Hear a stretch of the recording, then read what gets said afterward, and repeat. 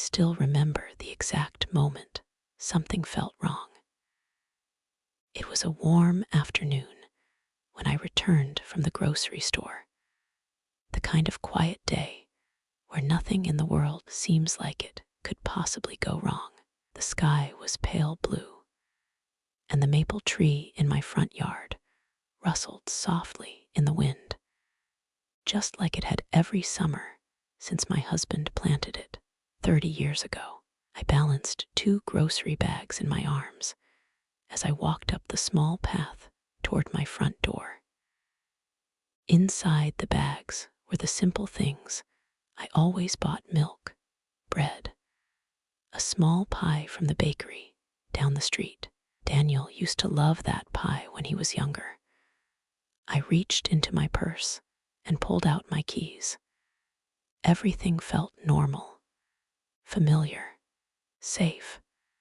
But when I slid the key into the lock and tried to turn it, it didn't move. At first, I thought I had simply missed the groove.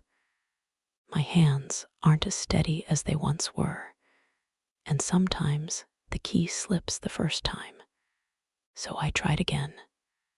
Nothing. The key refused to turn. I frowned and pulled it back out, staring at it in confusion.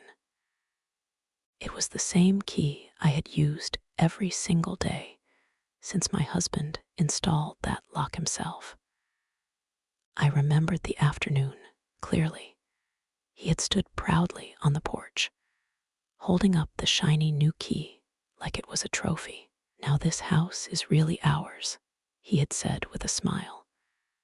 My chest tightened at the memory. I slid the key back into the lock once more. Still nothing. The grocery bags began to feel heavier in my arms, and that's when I noticed something strange. The lock looked different, shinier, newer. For a moment, I simply stared at it, my mind trying to make sense of what my eyes were seeing. Someone had changed it. Behind me, a car slowed as it passed the house. I turned. My neighbor Helen had rolled down her window, her face creased with concern as she watched me struggling with the door. "Margaret," she called out. I tried to laugh, but it came out nervous instead.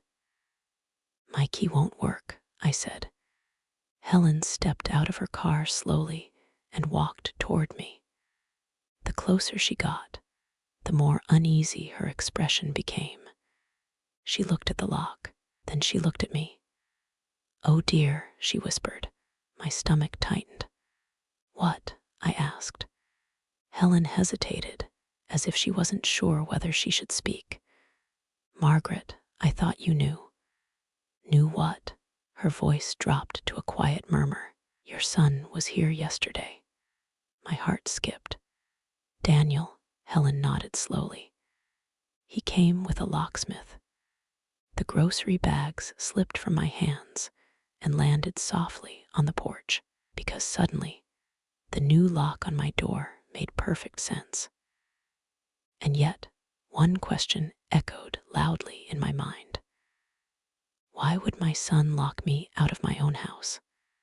For a few seconds, I simply stood there on the porch, staring at the new lock like it might suddenly explain itself. Helen shifted uncomfortably beside me. "I didn't think anything of it yesterday," she said quietly. "Your son said he was handling some repairs." Repairs.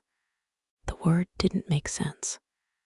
"Repairs don't require changing locks," I murmured. Helen looked at the door again, then back at me. "He had a locksmith," she said. "They were here most of the afternoon." My heart began to beat faster. "And he didn't leave a key?" I asked. She hesitated. "No." The wind rustled the leaves of the maple tree above us, sending small shadows dancing across the porch. Everything looked exactly the same as it always had. But suddenly, the house didn't feel like mine anymore. "Did he say anything else?" I asked. Helen nodded slowly. He said you wouldn't be coming back. The words felt like someone had quietly removed the air from my lungs. What? Helen looked worried now, like she wished she hadn't said it. He told the locksmith you were moving somewhere safer. Safer. I swallowed hard. Safer where? She shook her head. He didn't say. I leaned against the porch railing, trying to steady myself. Daniel had always been protective, sometimes more than necessary. After my husband passed away 3 years ago, he had started visiting more often, checking the smoke alarms, fixing the porch light, asking if I remembered to lock the doors at night. At the time, I had been grateful. Grateful someone was watching out for me. But now I wondered if he had been watching something else. Margaret, Helen said gently, maybe you should call him. I nodded slowly and reached into my purse for my phone. My fingers trembled slightly as I scrolled to Daniel's name. He answered on the 3rd ring. Hi, Mom, he said cheerfully. For a moment, I couldn't speak. Daniel, I finally whispered. Yes, I'm standing on the front porch. There was a pause, the kind of pause that stretches longer than it should. My key doesn't work, I said. Another pause. And then his voice came back, quieter this time. Oh, just one word. But it carried something heavy with it. You changed the locks, I said. Yes, no explanation. No apology. Just the truth. I felt my chest tighten. Why would you do that? The silence on the phone lasted so long I thought the call had dropped. Finally, he spoke again. Mom, we need to talk about the house. The way he said it made my stomach sink. What about it? His answer came slowly. I sold it. The world seemed to tilt beneath my feet. You sold my house. Helen looked at me sharply, realizing something terrible had just been said. Yes, Daniel replied quietly. And suddenly, I realized the reason my key didn't work anymore. For a moment, I thought I had heard him wrong. The phone felt heavy in my hand as I stood there on the porch, the grocery bags still lying on the floor beside my feet. You sold my house, I repeated slowly. Yes, Daniel said. His voice sounded calm, almost careful, like someone explaining something simple. But I live here, I whispered. I know. The wind moved through the trees again, and somewhere down the street, a dog barked. The world continued exactly as it always had. Except suddenly, my home no longer belonged to me. How could you sell it? I asked. You signed the papers, Mom. I closed my eyes for a second. No, I didn't. Yes, you did, he said gently. Last month. I searched my memory. Doctor appointments, a church meeting, coffee with Helen, but nothing about selling my house. I would remember something like that, I said quietly. Daniel sighed on the other end of the phone. Mom, you've been forgetting things lately.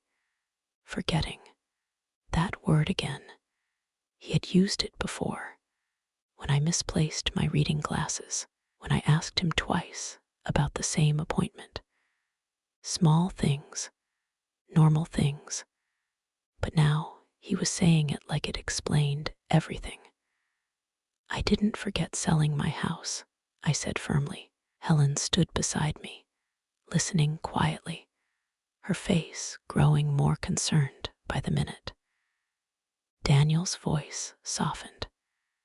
You told me you didn't want to handle the paperwork anymore. You said it was too much. That doesn't mean I sold my home. Another long pause. I was trying to help you, he said, Help. The word felt strange. You locked me out, I replied. Mom, please don't make this harder than it needs to be. Harder. I looked at the front door again. The same door my husband had painted every spring. The same porch where Daniel had taken his first steps as a toddler. You sold the house without telling me, I said slowly. No, Daniel replied. I sold it because you asked me to. I felt something cold settle in my chest, because suddenly a terrible thought crept into my mind. What if he had convinced himself this was true? What if he truly believed I had agreed?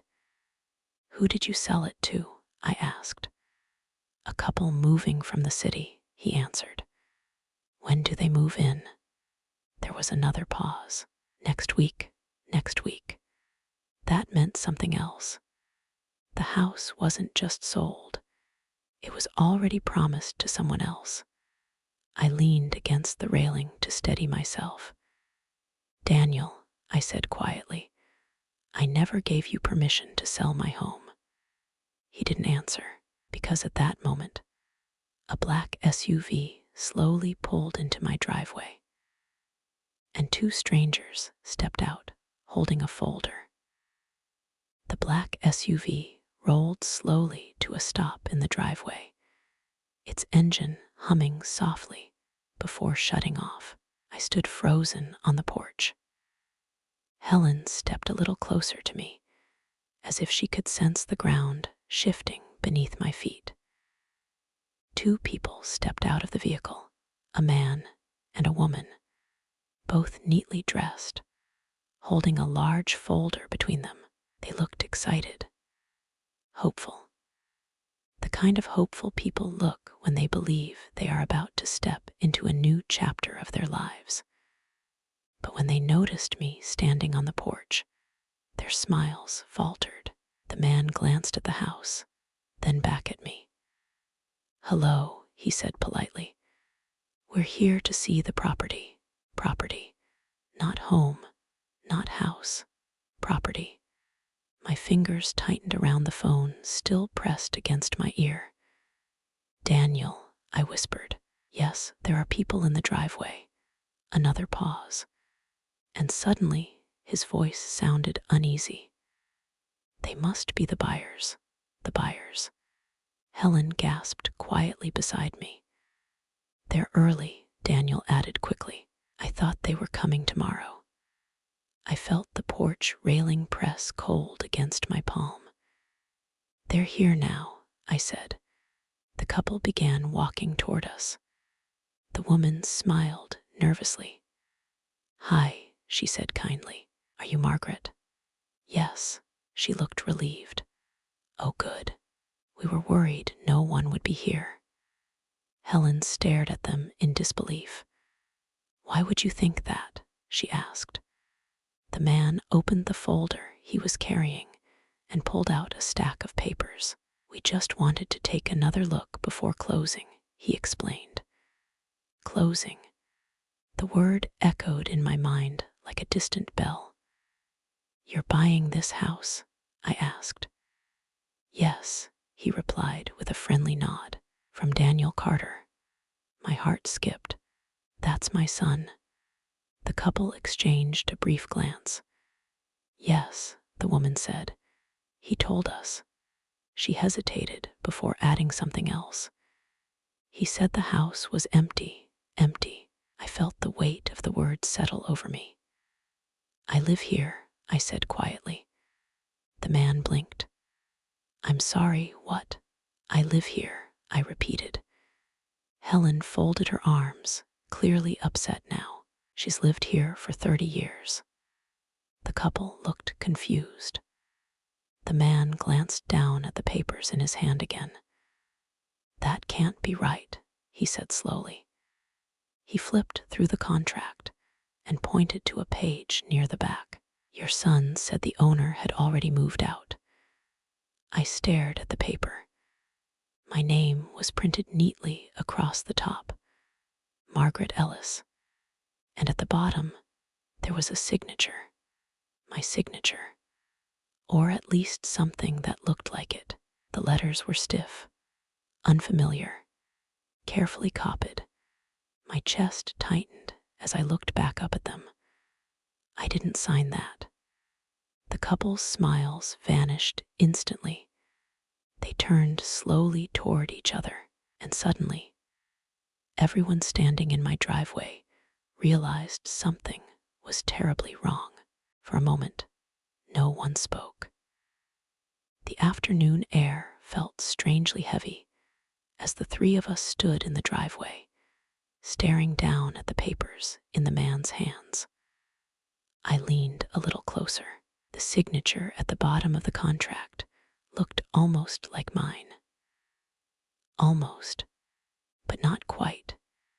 The letters were stiff, as if someone had practiced them slowly before writing them down. My real signature had always been loose and flowing. My husband used to tease me about it, saying it looked more like a small wave than handwriting. This one looked forced, careful, copied. That's not how I write my name, I said quietly. The man's eyebrows pulled together. You're sure? I've been signing my name for 70 years, I replied gently. I know what it looks like. The woman beside him shifted uneasily. But Daniel told us everything was approved, she said. He showed us the documents himself. Helen crossed her arms, clearly upset now. Well, it doesn't look very approved to me. The man flipped through the folder again, scanning the pages quickly. There's also a power of attorney form here, he said. Power of attorney. The words made my stomach twist. Let me see that, I said. He handed me the page. Sure enough, there it was, another document with my name typed neatly across the top, and again, a signature at the bottom, supposedly mine. But the same strange handwriting stared back at me. My hands began to tremble slightly. I never signed this either. The couple looked at each other again. The excitement they had arrived with now replaced by quiet concern. That can't be right, the man murmured. Behind me, Helen leaned forward to look at the paper.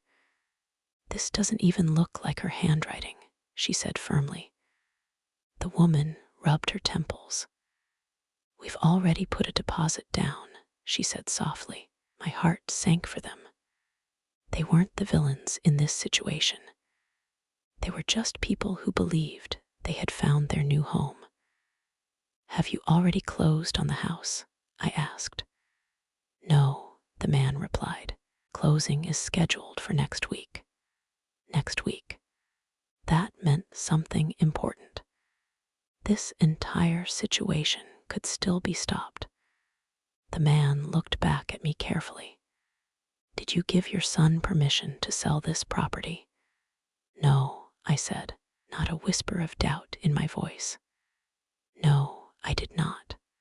A long silence followed. Then the man slowly closed the folder. Well, he said quietly, in that case, the woman finished the sentence for him. This sale can't happen. At that moment, my phone buzzed again in my hand. Daniel, still on the line, still listening. And suddenly, I realized he had heard every word. For a moment, I forgot the phone was still in my hand. Daniel had heard everything. The silence on the line stretched long and heavy, like a storm waiting to break. Mom, he finally said. His voice sounded different now. Less certain, less confident. You told them I didn't sign anything, he said quietly. I told them the truth. The couple in the driveway watched me carefully, their expressions tense. Helen stood beside me like a guard, arms folded tightly across her chest. Daniel sighed. You don't remember, he said. The The same words again. You're forgetting things. My chest tightened, but this time I didn't let the doubt creep in. I remember enough to know when I'm being lied to, I replied. The man holding the folder cleared his throat. Sir, he said loudly enough for Daniel to hear through the phone, this property cannot legally be sold unless the owner agrees. Daniel was quiet for a moment, then he spoke again, slower this time. I was only trying to help. Help. The words sounded hollow now. You locked me out of my house, I said. I was going to explain everything later. After the new owners moved in, another silence. The woman from the SUV stepped forward slightly. Sir, we put down a deposit believing this was a legitimate sale. It is legitimate, Daniel insisted. No, I said calmly. It isn't. I looked at the papers again. Those stiff letters, that copied signature. And suddenly, the answer felt painfully clear. Did you sign my name? I asked. Daniel didn't answer. Not immediately. The quiet stretched so long that even the wind seemed to stop moving through the trees. Daniel, I repeated softly. Finally, he spoke. I had to. The words landed like a stone dropping into still water. You had to, Helen repeated sharply. Daniel's voice grew defensive. Mom shouldn't be living alone anymore. That was not your decision to make, I said. You forget things. He snapped suddenly. I worry about you every day. His voice cracked slightly. I thought if I sold the house and moved you somewhere safer, you'd understand later. Safer. That word again. I'm standing on my own porch, I said quietly. I went grocery shopping today. I remember every word of this conversation. The couple looked at each other again. The man slowly slipped the papers back into his folder. I think we should contact our lawyer, he said softly to his wife. She nodded, because now the truth was obvious to everyone standing there. Everyone except Daniel. He had tried to solve a problem that didn't exist. And in doing so, he had created a much bigger one. The couple stood quietly in the driveway for a moment, the folder still resting in the man's hands. The excitement they had arrived with was gone now, replaced by something heavier, concern, confusion, and a little bit of anger. The woman finally spoke. Sir, she said firmly toward the phone in my hand, we are not comfortable continuing this purchase. Daniel's voice sharpened immediately. What do you mean? The man opened the folder again and pointed to the contract. This document is only valid if the owner truly agreed to the sale, he explained. And right now, it seems very clear that she did not. Helen nodded in approval. That's exactly what we've been trying to say. Daniel's voice grew tight. You've already signed the agreement. Yes, the man said calmly, but we haven't closed yet. The woman added gently, and we're not going to take someone's home if something illegal happened. Her words settled over the driveway like a quiet promise. For the first time since this strange afternoon had begun, I felt a small sense of relief. Because these strangers had shown me more respect than my own son had. Daniel's frustration came through the phone. You don't understand the situation, he said. Oh, we understand it perfectly, the man replied. He closed the folder slowly. This is not our house to buy. Daniel fell silent again. Helen leaned closer to me. Margaret, do you want me to call a locksmith? I looked at the door of my home. the familiar porch, the window where my husband used to sit in the evenings reading the newspaper. Yes, I said quietly. Helen nodded and pulled out her phone. The couple stepped back toward their SUV. I'm very sorry this happened to you, the woman said gently. None of this is your fault. I believed her. They climbed back into their car, and within a few moments, the SUV slowly backed out of the driveway. Just like that, the buyers were gone. But the damage Daniel had caused was still standing right in front of me. The new lock, the locked door, the house that was supposed to be mine. On the phone, Daniel spoke again. His voice sounded smaller now. You're making a mistake, he said.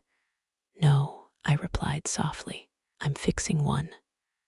Helen finished her call and turned toward me. The locksmith is on his way. I nodded. For the first time that day, I felt something returning to my chest. Not anger, not sadness, something stronger, because in a little while, I would be walking back into my own home again. The locksmith arrived 40 minutes later in a white van with faded lettering on the side. By then, the sun had begun to soften, turning the porch light gold even before evening arrived. Helen stood beside me the entire time, one hand resting gently on my arm whenever she sensed I might lose my balance. The locksmith was a middle-aged man with kind eyes and quiet hands. He stepped onto the porch, studied the new lock, then looked at me. You're the homeowner? He asked. Yes, I said. He nodded once. Then he glanced toward Helen. You know her? For 27 years, Helen replied sharply. She lives here. The locksmith seemed satisfied. He set his toolbox down and crouched in front of the door.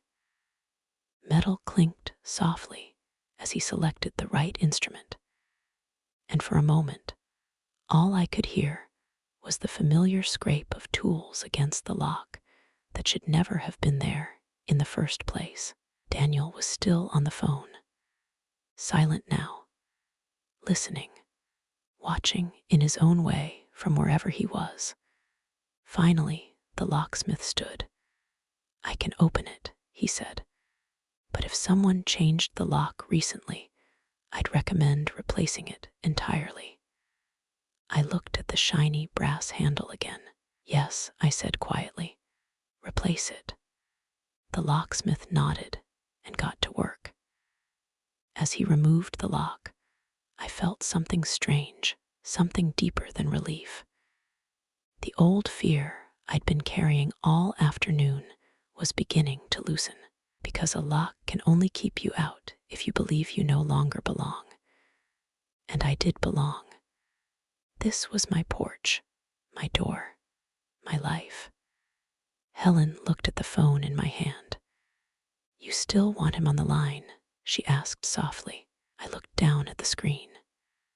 Daniel's name glowed there, along with the long, unbroken call timer beneath it. Yes, I replied, because I wanted him to hear every second of what happened next.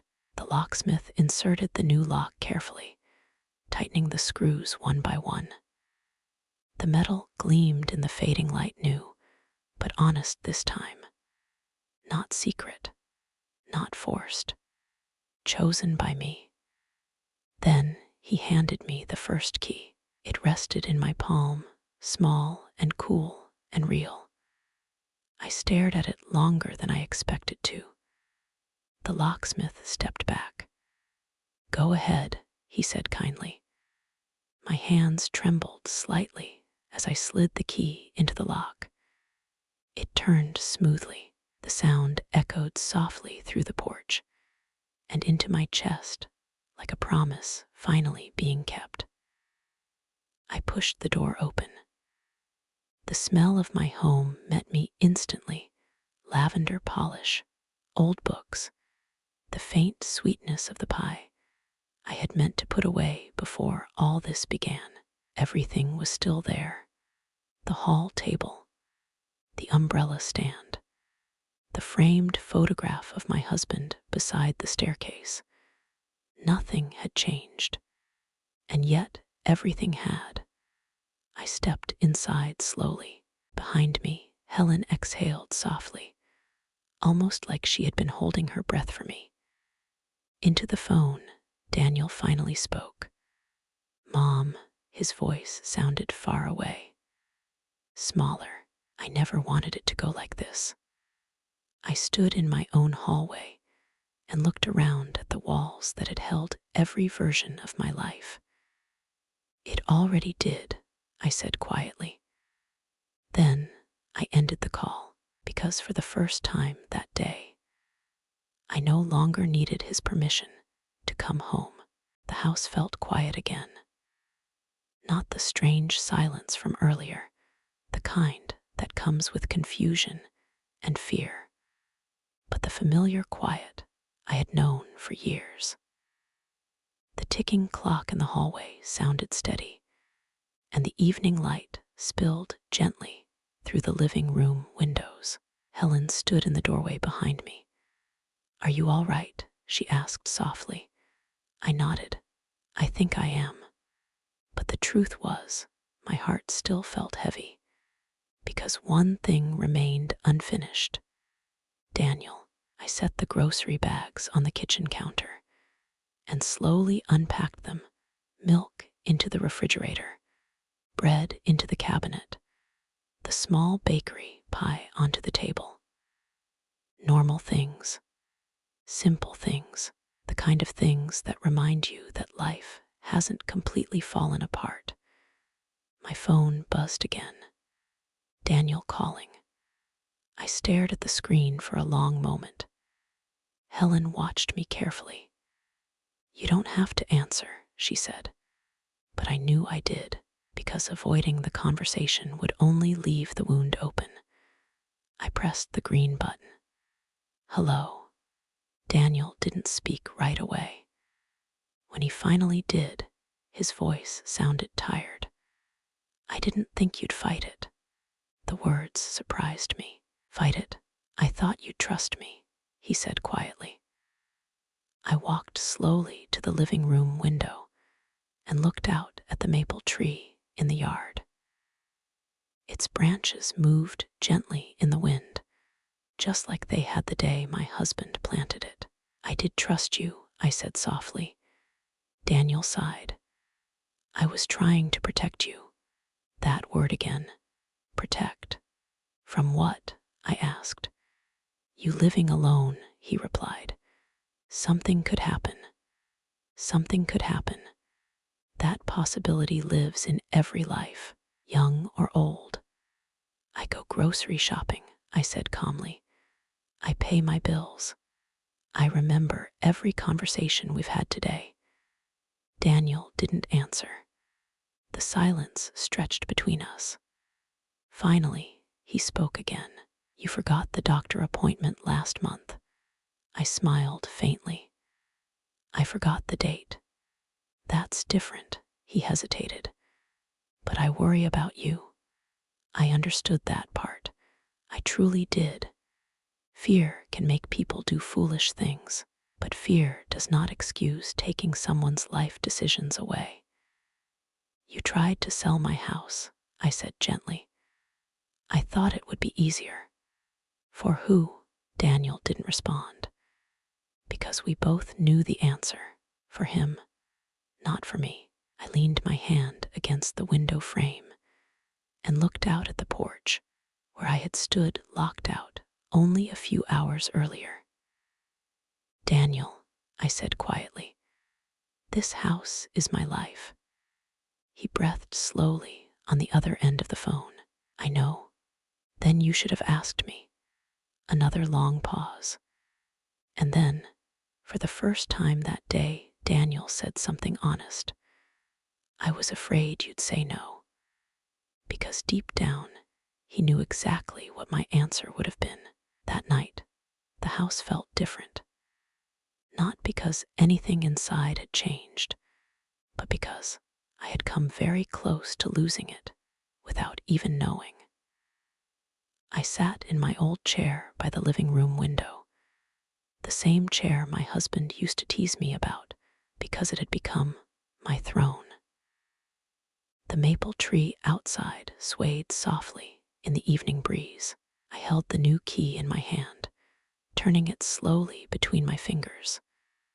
A small piece of metal, but today it had meant everything. Helen had gone home an hour earlier after making sure I was settled. Before leaving, she hugged me tightly and said something I would remember for a long time. Sometimes the people who love us the most forget that we're still strong. I thought about that as the quiet evening settled around the house. Daniel had not called again, but strangely, I didn't feel angry anymore. I felt something else. Understanding. Fear can make people believe they are doing the right thing, even when they are taking something precious away from someone else. Daniel was afraid of losing me, afraid of watching time do what time always does. But in his fear, he had forgotten something important. Growing older does not mean giving up your life. It does not mean surrendering your choices, and it certainly does not mean someone else gets to decide where you belong. I stood up and walked slowly to the front door. The new lock gleamed softly under the porch light. For a moment, I simply stood there, remembering the terrible feeling of standing outside earlier that afternoon with grocery bags in my hands and no way to enter my own home. Then I placed the key into the lock again. It turned smoothly. The door opened easily. I stepped out onto the porch and looked across the quiet street. The neighborhood was peaceful, just as it had always been. My home, my life, still here, still mine. I closed the door gently behind me, but did not lock it right away. Because sometimes the strongest doors are not the ones that keep people out. They are the ones that remind us we still have the power to walk through them. And that day, when my key finally worked again, I realized something very important. No one can lock you out of your own life unless you let them.